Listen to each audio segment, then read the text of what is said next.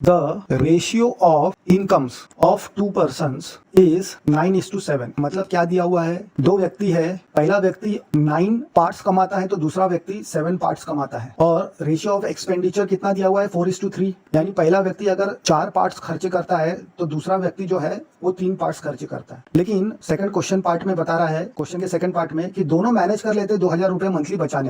लेते हो, सेविंग्स उनकी इतनी है। तो हमको इनकम का रेशियो दिया है दो व्यक्ति का 9:7, तो उसका कॉमन मल्टीपल हम ले लेंगे x, और एक्सपेंडिचर का भी रेशियो दिया हुआ है तो उसका हम कॉमन मल्टीपल ले लेंगे y। तो अगर 9x पहला व्यक्ति कमाता है तो दूसरा व्यक्ति 7x कमा रहा है, पहला व्यक्ति अगर 4y खर्चा कर रहा है तो दूसरा व्यक्ति 3y खर्चा कर रहा है। तो पहले कंडीशन के हिसाब से कमाना और खर्चा करके पहले व्यक्ति के पास 2000 रुपए बचता है, तो पहला व्यक्ति कितना कमा रहा है 9x, खर्चा कितना करता है 4y, तो 9x minus 4y is equal to 2000 पहला इक्वेशन बन गया। अब सेकंड कंडीशन के हिसाब से दूसरा व्यक्ति कितना कमा रहा है, दूसरा व्यक्ति 7x कमा रहा है और खर्चा कितना कर रहा है 3y, तो जितना कमा रहा है उसमें से खर्चा हम जब माइनस करेंगे तो बचता है 2000, तो 7x minus 3y is equal to 2000 second equation मिल गया। अब ये दोनों लीनियर इक्वेशन हमको मिल गया है। अब इसको जब सॉल्व करेंगे तो हमको x और y का वैल्यू मिल जाएगा, तो उनके इनकम्स और एक्सपेंडिचर हमको पता चल जाएंगे। तो पहले इक्वेशन को हम 30 से मल्टीप्लाई कर देते हैं तो हमको क्या मिलेगा 3 into 9x minus 3 into 4y is equal to 3 into 2000, तो 27x minus 12y is equal to 6000 मिल गया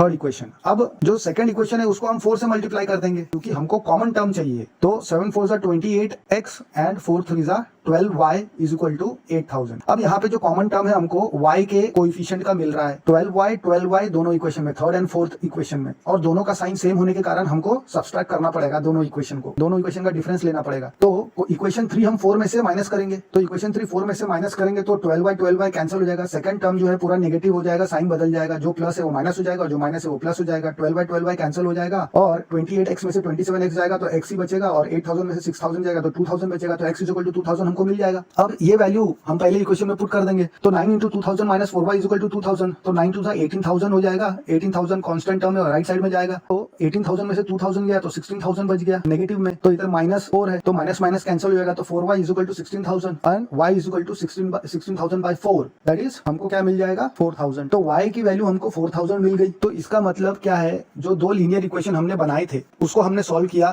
तो हमको x की भी वैल्यू मिल गई, y की भी वैल्यू मिल गई। x की क्या वैल्यू मिली हमको 2000 एंड y की हमको 4000 मिल गई। तो अब हम निकाल सकते हैं उनका एक्सपेंडिचर एंड इनकम। तो जो उनका मंथली इनकम, क्वेश्चन में हमको सिर्फ मंथली इनकम निकालना है, तो जो मंथली इनकम है 9x है पहले आदमी का, तो 9 इंटू 2000 इज 18,000 पहला महीना पर मंथ कमा रहा है वो पहला आदमी, और दूसरा जो है 7 इंटू 2000 दैट इज 14,000 वो मंथली कमाता है दूसरा व्यक्ति।